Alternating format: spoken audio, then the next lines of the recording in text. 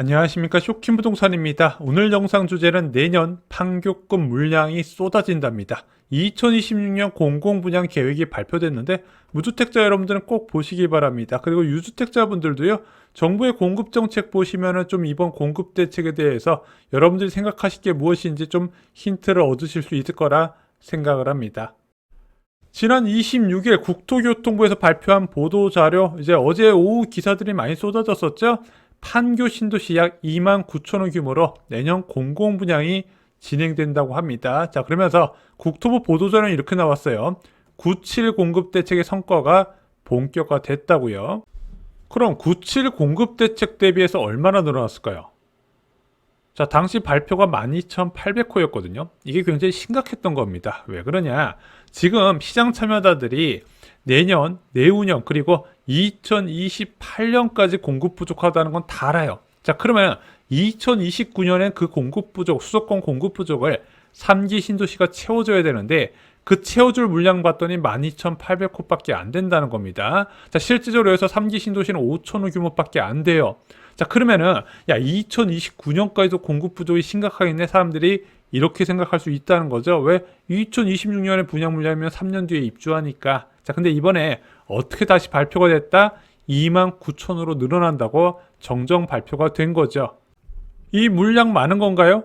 일단 많은 겁니다. 요즘 2023년, 2024년에 공공분야 구경도 못 해보시는 많이 계시죠? 자, 올해 2만 2천 호 정도가 나왔는데 그거보다 32% 증가한 2만 9천 호 물량, 게다가 5년 평균 1만 2천 호 대비 크게 늘어났다는 겁니다. 그래서 국토부는 공급 부족 우려를 해소하겠다고 계속 강조를 하고 있죠. 그럼 1만 6,200호는 어디서 늘어난 걸까요? 자, 첫 번째, 3기 신도시 물량 증가입니다. 원래 5,270호가 계획되어 있었는데 7,845호로 2,575호가 증가했는데 어디서 증가했다? 고양 창릉 신도시에서 증가한 겁니다. 당초에 1,600호 발표였다가 3,881호로 늘어났어요. 구체적으로 언제 어디서 증가하냐? 먼저 3월에 고양 창릉 S1 블럭에서 494호가 공급되고요.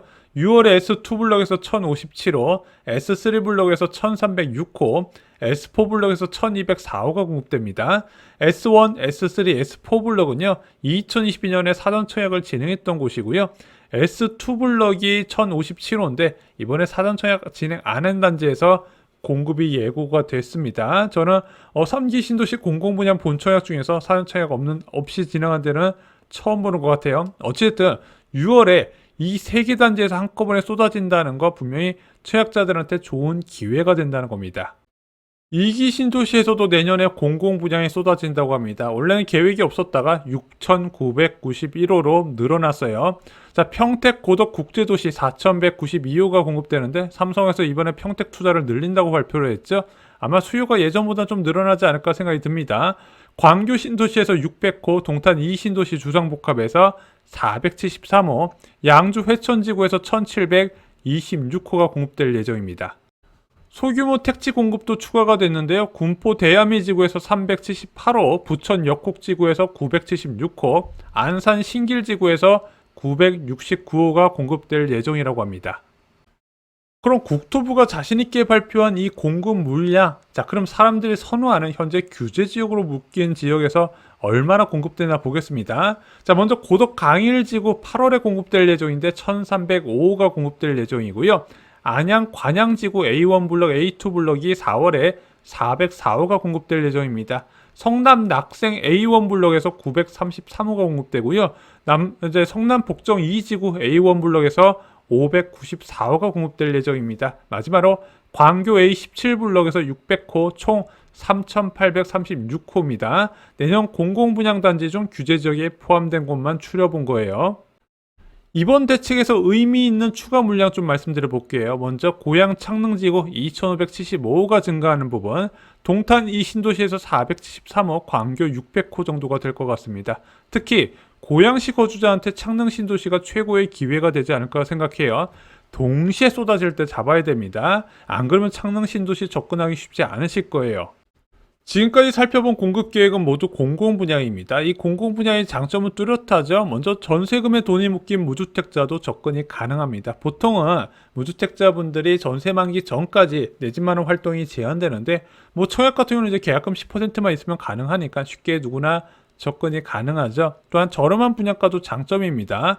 자, 요즘 뭐 공공 분양 보시면서 막 분양가 올라갔다 뭐라 하시는 분들 계세요. 그런 분들은 보면 한 2, 3년 전에 공공 분양가를 비교하면서 이게 비싸다 싸다 말씀을 하시는데 그것처럼 의미 없는 건 없습니다. 자, 분양가 상한제의 분양가는요 인플레이션과 연동되기 때문에 시간이 지나면 무조건 올라가게 돼 있어요. 여러분들의 월급이 2, 3년 전으로 안 돌아가듯이 공공 분양의 분양가도 그렇습니다. 자, 마지막으로 짜임새 좋은 평면입니다. 25평도 4인 가구 거주가 가능할 정도로 3이제 3기 신도시 평면이 잘 나왔어요. 그래서 이상하게 3기 신도시 보면은 중형 면적 쏠림이 굉장히 강하거든요. 그래서 소형 면적이 상대적으로 당첨되기 쉬워요. 그냥 일단 무엇인가 내 걸 하나 잡는 데 포커스를 맞추시라는 거죠. 많은 무주택자들이 걱정하는 게 있습니다. 집 사자마자 집값 하락해버리면 어쩔까? 자, 솔직히 그러면 낭패지 않습니까?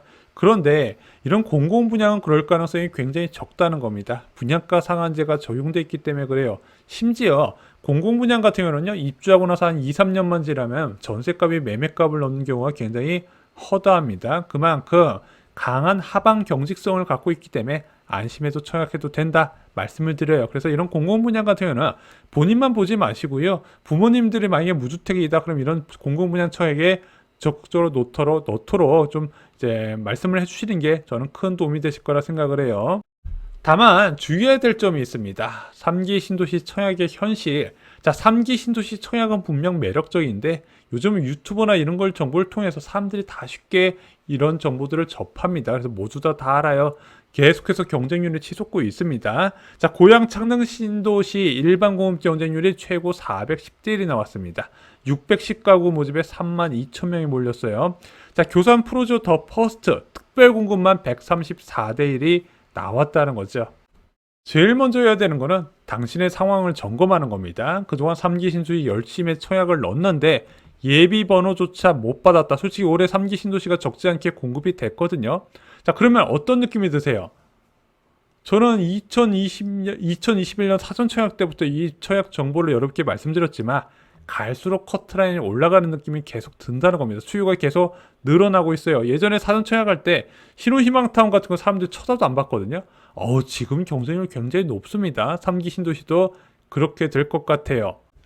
3기 신도시 청약과 그리고 기존 주택 매수에 대해서 비교를 하면은 저 이렇게 말씀을 드리고 싶어요. 내가 좋다고 생각하는 청약은 남들도 똑같이 생각한다. 그래서 많은 분들이 이 청약과 기존 주택 매수를 동일한 비중으로 생각을 하시는데 그렇지 않습니다. 청약은 내 집 마련의 보조 수단일 뿐이에요. 가장 흔히 보이는 사례 소개해 드릴까요? 자, 부동산을 다니면서 열심히 집을 알아봅니다. 자, 그런데 집값이 어때요? 너무 올랐죠. 집값이 올랐으니까 알아보기 시작하는 건데, 자, 집값도 올랐고 대출도 많이 받아야 돼서 대출 이자도 걱정이 됩니다. 이거 원리금 갚으려고 그러면 지출을 많이 줄여야 돼요. 그래서 어떤 생각을 한다? 그냥 전세 살면서 청약을 기다려야겠다 이렇게 생각을 합니다. 자, 이건 어떤 의미일까요? 그냥 어려운 숙제를 미루는 겁니다. 근데 그 어려운 숙제를 미룰 때 훨씬 많은 숙제, 더 많은 부담을 질 수밖에 없다는 거죠. 이재명 정부에서 절대 잊으면 안 되는 게 있습니다. 자, 9.7 대책 이후 수도권 전반에서 10억 이하 주택 매수가 증가했습니다. 왜 그랬을까요? 저는 알 것 같아요. 왜냐면 그 많던 3기 신도시 청약 문의가 뚝 끊겼거든요. 9.7 공급 대책에서 드러난 거, 29년까지 공급은 답이 없구나. 자, 여의도 문제인데 추가로 3기 신도시 공공성 강화만 포커스를 맞춘 겁니다. 자, 그럼 사람들이 어떻게 생각해요? 이거 분양은 제대로 하는 거야? 자, 그래서 제가 말씀드리고 싶었던 거, 자, 부동산을 하락시킬 수 있는 두 가지 방법이 있습니다. 금리를 급격히 올리거나 또는 공급으로 때려박거나. 자, 근데 공급으로 집값을 안정시키는 방법은 간단합니다. 좋은 입지의 집을 원하는 사람한테 빠르고 저렴하게 대량으로 공급하면 끝난다는 거예요. 굉장히 간단하죠. 오늘 영상 결론 말씀드리겠습니다. 국토부가 내년 공공분양 규모를 12,800호에서 28,000호로 확대를 한다고 합니다. 자, 아쉽게도 선호 낮은 외곽 지역 증가가 대부분을 차지해요. 규제지역 분양은 3,836호가 예정돼 있고 3기 신도시 분양은 7,537호입니다. 자, 3기 신도시 청약에서 당첨권에 근접한 사람한테만 이것을 기다리는 걸 추천드려요. 그래도 예비번호 정도는 받으셨어야죠. 마지막으로 청약은 내 집 마련의 보조 수단에 하는 거 많은 분들이 그냥 전세 계약 연장하면서 아니면 새로운 전세 계약을 하면서 분양이나 기다려볼까 이렇게 말씀하시는데 이거는 축제를 뒤로 미루는 거라고 말씀을 드렸습니다.